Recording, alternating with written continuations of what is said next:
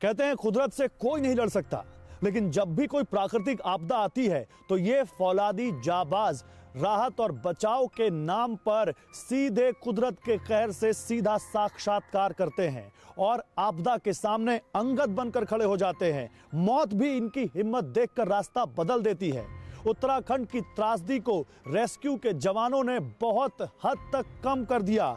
इन लोगों ने अपनी जान की परवाह किए बिना मौत से सीधा साक्षात्कार करते हुए लोगों की जान को बचाया है। आखिर कौन है ये देवदूत जो होनी को टालने का भी हुनर रखते हैं? टेलीसीरीज के इस एपिसोड में देखिए फरिश्ते बियॉन्ड द ब्रेवरी।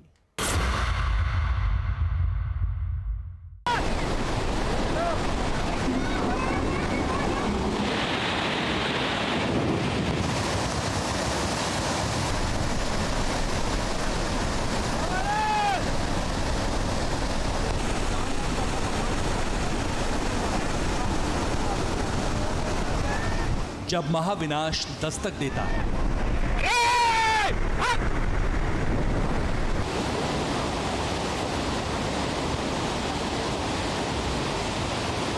जब प्रलय का ट्रेलर लाइव दिखता है,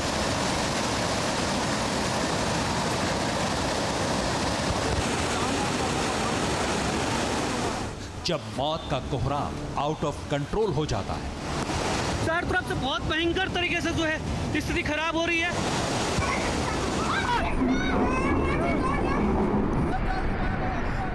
तब भगवान के बाद जो मुसीबत के मारों के लिए सबसे पहले पहुंचता है वो हैं ये फरिश्ते।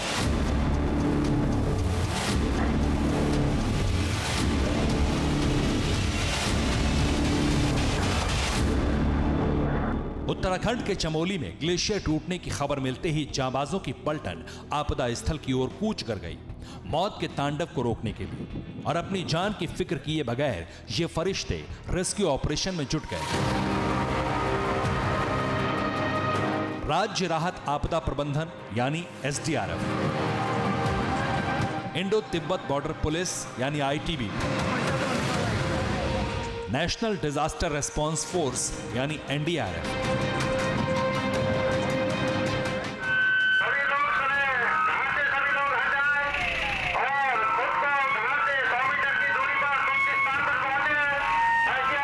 इनके जवानों ने रेस्क्यू ऑपरेशन में जान झोंक दी। इनकी दिलेरी देखकर चमोली के उन लोगों में भी हिम्मत आ गई जिन्हें लग रहा था कि ये पूरी जगह डूब जाएगी। कुदरत की तबाही के बीच खबर आई कि ऋषि गंगा पावर प्रोजेक्ट पर काम करने वाले 150 से अधिक मजदूर और कर्मचारी लापता हैं। फिर खबर आई अलकनंदा के आसपास के इलाकों पर खतरा मंडरा रहा है। फिर पता चला कि तपोवन हाइड्रो प्रोजेक्ट भी तबाह हो गया है। चमोली से लेकर ऋषिकेश और हरिद्वार तक हड़कंप मच गया। देखिए भाई, तूफान आ रहा जबरदस्त, कंपनी की तरफ जा रहा है ये। संकट की इस घड़ी में जरूरत थी इंसानी क्षमता से कहीं ज्यादा प्रयास करने की, और इन फरिश्तों के साथ ही गृह मंत्री अमित शाह ने भी ये चुनौती स्वीकार की। अमित शाह ने डीजी आईटीबीपी और डीजी एनडीआरएफ से बात की।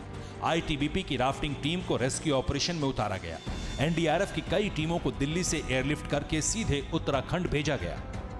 मैं उत्तराखंड की सभी निवासियों को आश्वस्त करना चाहता हूं कि नरेंद्र मोदी सरकार इस संकट की घड़ी में उत्तराखंड के साथ खड़ी है और हर संभव मदद देकर इस संकट से जल्दी उत्तराखंड बाहर आए और आम जनजीवन पहले की तरह शुरू हो जाए। इस दिशा में हमारे प्रयास है। मैदानी इलाकों की तुलना में पहाड़ पर रेस्क्यू ऑपरेशन बहुत कठिन होता है। लैंडस्लाइड का खतरा लगातार बना रहता है। यहाँ राहत और बचाव कार्य भी अपने आप में पहाड़ से बड़ा चैलेंज होता है, और इन हालात में दूसरों की जान बचाने का जज्बा ही इंसान को इंसान से फरिश्ता बनाता है। टनल में से लगभग 12 लोगों को निकाला। 3 की हालत थोड़ी सी खराब थी, वो अनकॉन्शियस स्टेट में हमने निकाले वहाँ से।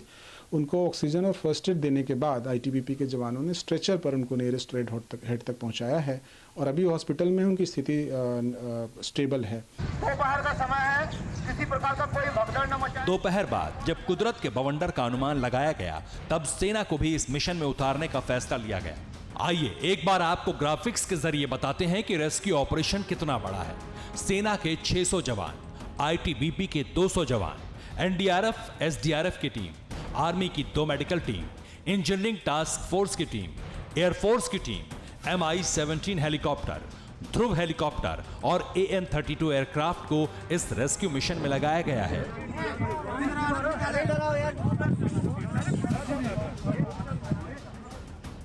साल 2013 में जब उत्तराखंड ने सबसे बड़ी तबाही झेली थी, तब रेस्क्यू के लिए इंडियन आर्मी की सेंट्रल कमांड ने मोर्चा संभाला था और शुरू किया था ऑपरेशन सूर्या होप। यह ऑपरेशन गंगा प्रहार का फॉलोअप था। इंडियन एयरफोर्स ने भी ऑपरेशन राहत शुरू किया और इस नामुमकिन रेस्क्यू को मुमकिन बनाने में मदद की थी बॉर्डर रोड ऑर्गेनाइजेशन, एनडीआरएफ और आईटीबीपी ने।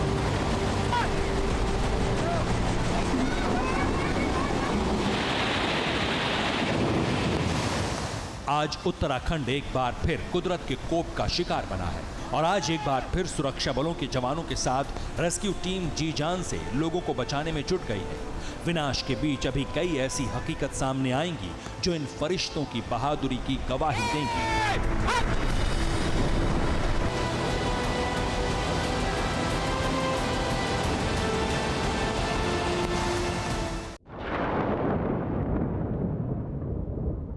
परवाह देश की, सोमवार से शुक्रवार रात 10 बजे TV9 भारतवर्ष पर।